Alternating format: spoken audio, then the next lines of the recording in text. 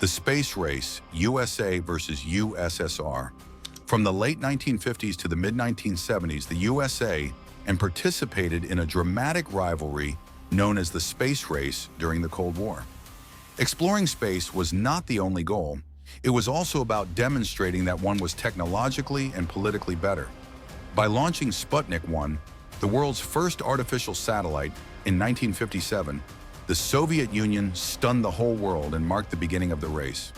1 month later, the Soviet Union sent Laika, the first live creature, into orbit by launching her into space. In 1961, Yuri Gagarin, a Soviet cosmonaut, marked yet another success for the Soviet Union by becoming the first person to go into space.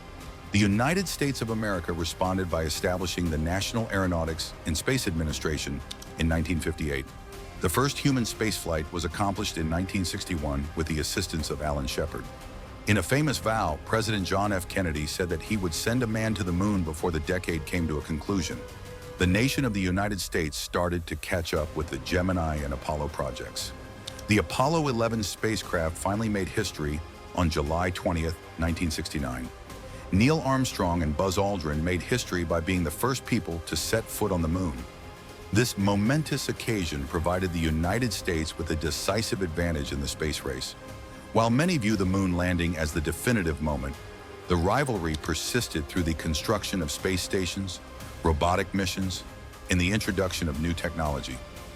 There was a decrease in hostilities by the middle of the 1970s, which led to collaborations such as the Apollo-Soyuz test project in 1975, which included the docking of American and Soviet spacecraft together in orbit.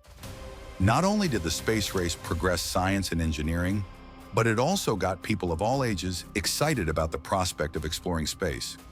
It demonstrated that competition can empower mankind to do the seemingly unattainable, and it created the framework for the multinational space missions that are being conducted today. Thanks for watching. Like, share, and subscribe for more.